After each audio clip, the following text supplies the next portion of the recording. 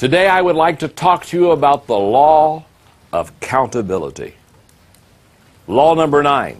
The law of accountability says teammates must be able to count on one another. And I thought I would define accountability since it's not a word. Because when I was working on the laws, I said there has to be a law of accountability, but it's not a word called accountability. But you can't let things like that limit you. Because when I was working with my team and they said, well, that's not a word, I said, it has become one.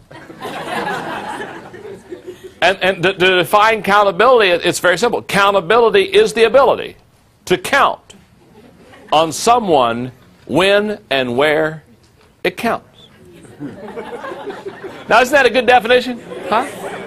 I mean, you can now go around and say, you know, I'm countable. Are you countable? The law of accountability says that you have the ability to count on someone when and where it counts. Now, we all know that there are some people you can count on when it doesn't count. And where it doesn't count. But I'm talking about when and where it counts. You can count on that person. Now let me just talk about counting on somebody. In fact, let's do a little audience participation on this for a moment, okay? I want you to give me the one word that comes to your mind when you think of somebody that you can count on. I mean, you think of somebody that really is countable, okay? You can count on when and where you need to count. Give me, and there are probably like a half dozen one words. Give me a word. Faithful. Faithful. I love that word. That's a good word. Yes. Loyal. Loyal. Good word. Yes. Character. Character. Absolutely. Yes. Dependable. Yes, both of you. Dependable. Dependable. That's exactly the twins, I'm sure. Okay. Yes.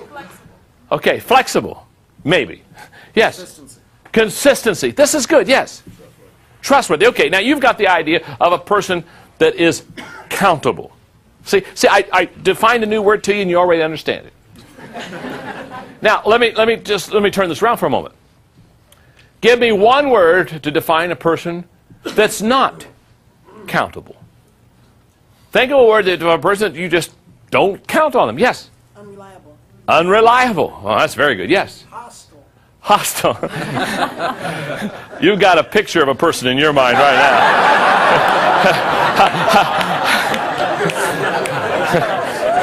You need to take that picture and go home and have target practice is what you need to do. Yes, clear up there. Selfish. Oh, you're done. Yes. Dishonest. What is it? Dishonest. Dishonest? Sure, you can't count on to be honest. Good. What? Yes, sir. Lazy. Lazy? You got a picture of somebody in your mind too, don't you? In fact, as you're giving me these one-word descriptions, isn't it true? You all have a picture of somebody? When I ask you to give me the one-word definition of a person that is countable, every one of you had the picture of somebody that you count on. When I said give me a one-word picture of somebody that's not countable, every one of you in your mind, you had the picture of someone. Every one of us in this room knows what it's like to be let down. How many of you have been let down by someone else sometime in your life? Now let me ask you another question. How many of you have let someone down someplace in your life? Yeah. Let me define and let me help us understand accountability by giving you 3 words. And by the way, the words you gave me were so good. In fact, the word I'm going to give you, the first word that you're going to fill in the blank, was a word that was given to me a moment ago in the studio. The word is character. Character plus competence plus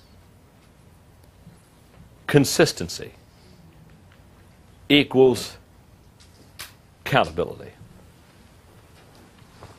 Look at those 3 words for a moment. Character. We've got to talk about it for a second. If you're going to be countable on the team, if the teammates are going to count on you, if the leader is going to count on you as a teammate, you have to have character. You have to have the right stuff on the inside. When I wrote the 21 qualities of a leader, I had a person say, well, now, why did you try to talk about the inside qualities of a leader? And I said, it's very simple. If you wouldn't follow yourself, why should anyone else?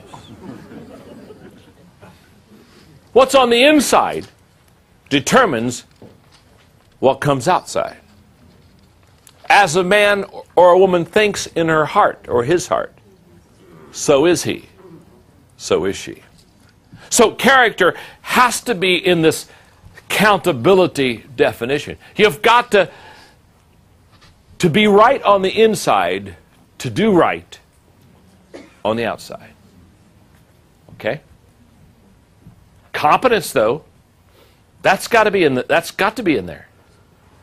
Let me put it this way. If we're a team and we're getting ready to go into the big event, and you have all the best character in the world, I mean, you're trustworthy, you're honest, you're kind, I mean, you've got all these great character traits. Let me say something. If you're not competent, I can't count on you. And the reason I can't count on you is because you don't have the competence or the ability to perform on the level that the team requires. So it's true that character is important, but character alone doesn't make you countable. But by the way, competence alone doesn't make you countable either. Don't you know some people that are very competent, but they don't have any character? The good news is they're going to get there. The bad news is you don't trust them. The good news is they're going to take the train and arrive. The bad news is you don't want to be on the train. So they have character and they have competence. You've got to have both. This is not an either-or thing. Character plus competence. Now, yet I know some people, they've got good character, they're competent, but I still don't count on them. And the reason I don't count on them is because they're not consistent. The third word is consistency. Now, when you can put those three words together, they have character, they have competence, and they are consistent. Now you're talking about a person that has accountability.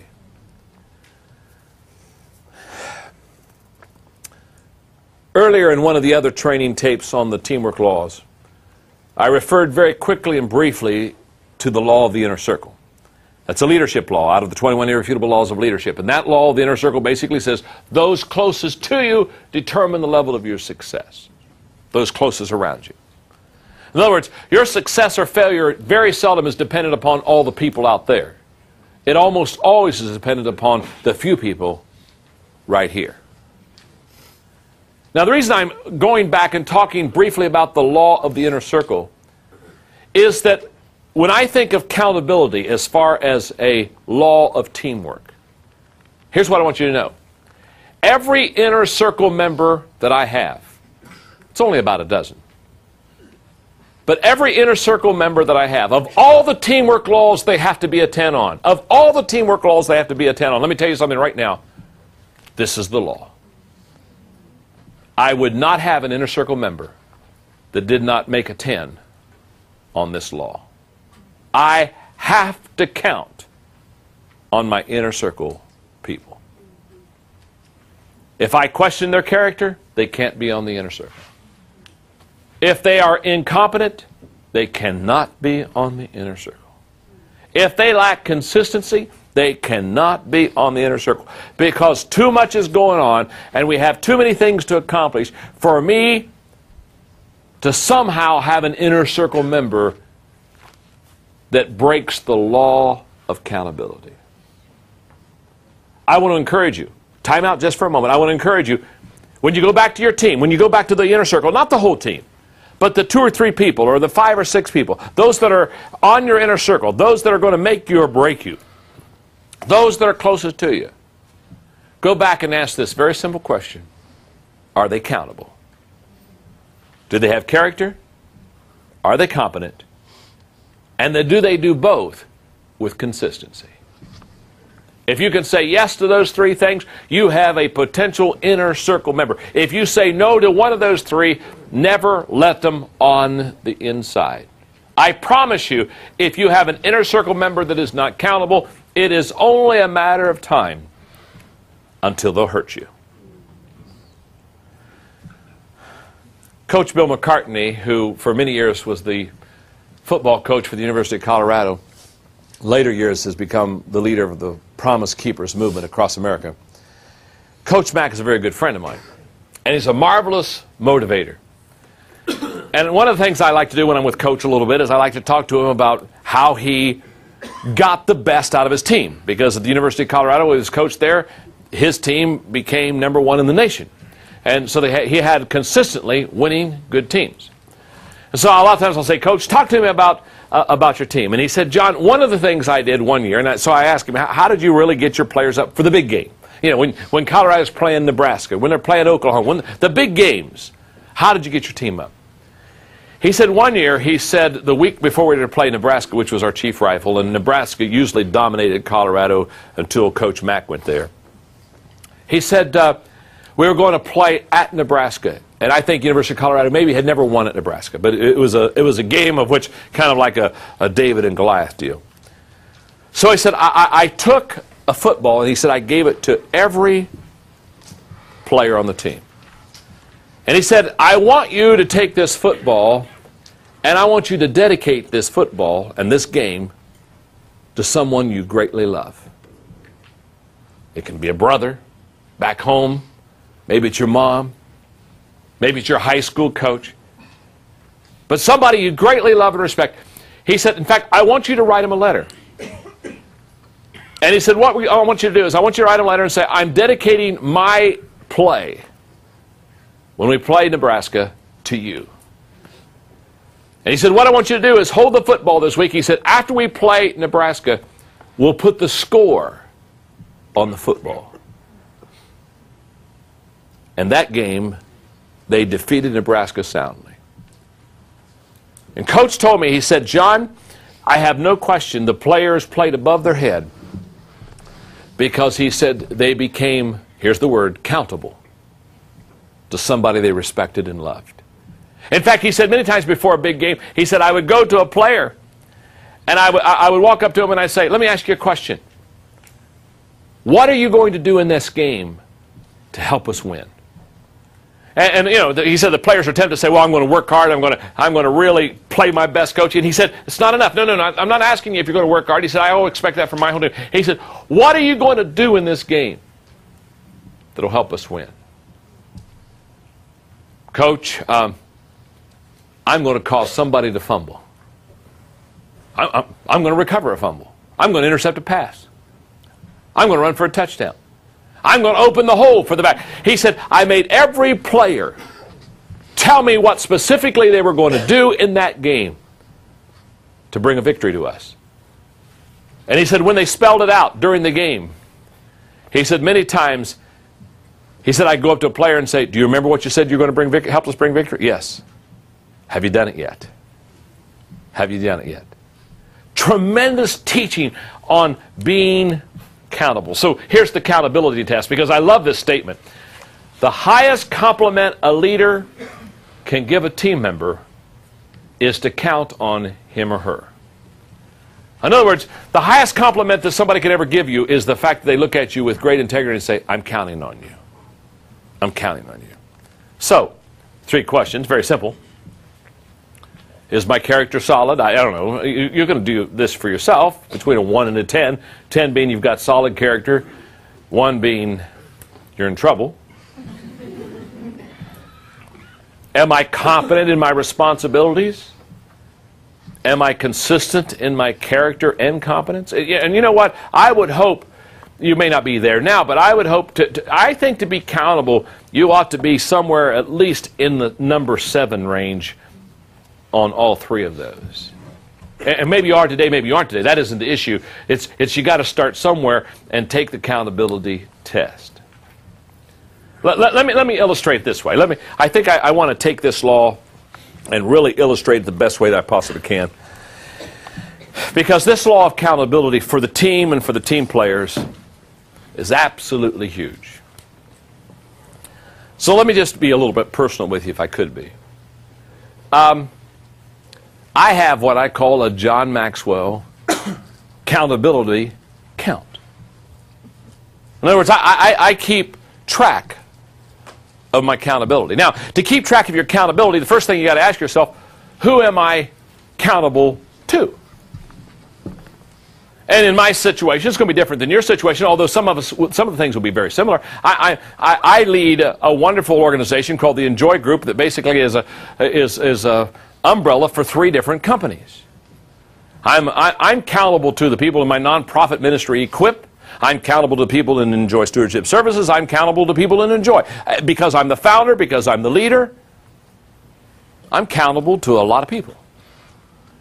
What I say, what I do, how I behave, major accountability. But I'm accountable not only that, but because I write books.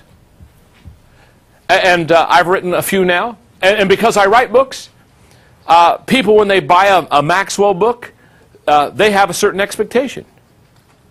So every time I write a new book, one of the things that weighs heavily upon me is this book's got to be better than the last one. I can't coast on my popularity.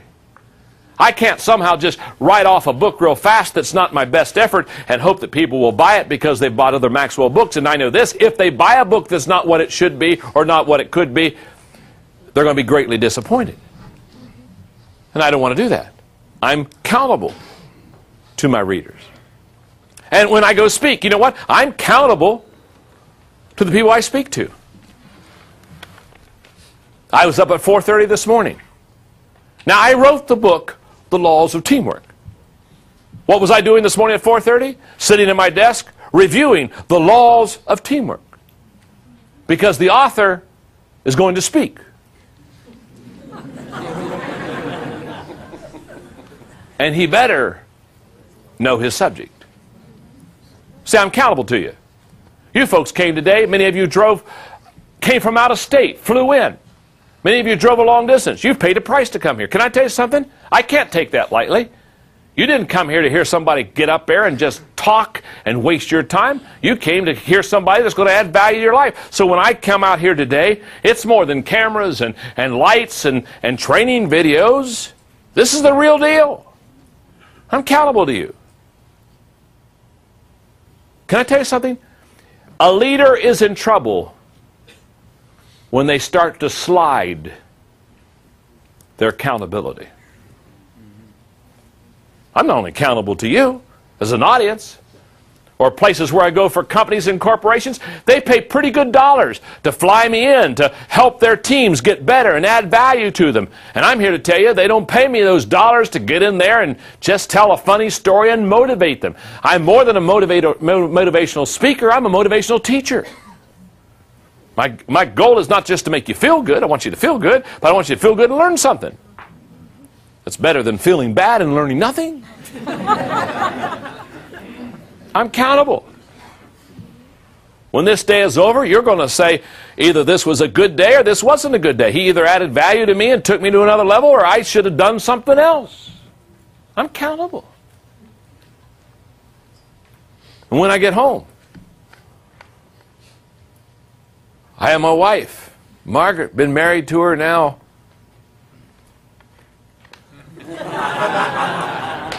You're waiting, aren't you? 32 years plus. She's only 35. She's my best friend. I'm accountable to her. And to my 2 married children.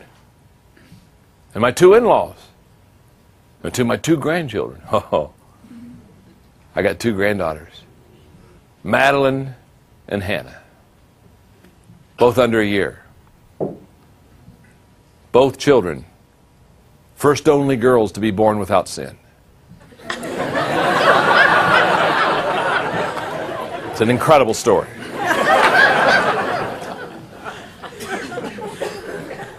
I'm accountable. In fact, let me help you get this accountability thing really straightened out in your life. I'm going to define success for you. I think success can be easily defined this way. Those closest to me love and respect me the most. Now let me explain that to you, so just make sure you get it. This is simple. late this afternoon, I'll go home. Margaret's my best friend. Can I tell you something? There's something wrong with me as a leader or as a team player when people who don't know me well love and respect me more than those who know me well. So I want you to like me. You should.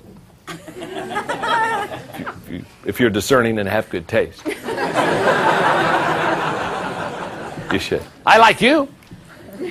I want you to like me. But I just want everybody to understand in the studio and everybody watching the video on this incredible law of teamwork, accountability. What I want you to know is, although I want you to like me, it's not near as important for you to like me and respect me as my wife Margaret and my kids. Hello. You see, if those who know me the least like me the best, there's probably something wrong with my character. And I'll just close the law off because I don't want to just get my personal faith in here, but I believe there's a day when I'm also going to be accountable to God. I'm going to have to answer the big question. What have I done with my life? Have I added value to people? Have I climbed the ladder of success only to find out when I got to the top it was leaning against the wrong building? Here's what I know. When I go in with my teammates into the big event, I want those on my left and I want those on my right to be countable. But the person I want to be countable the most is me. Because most of the victories that I have to struggle with are not with others. They're with me. And if I can lead myself, then perhaps I'll be privileged to lead others.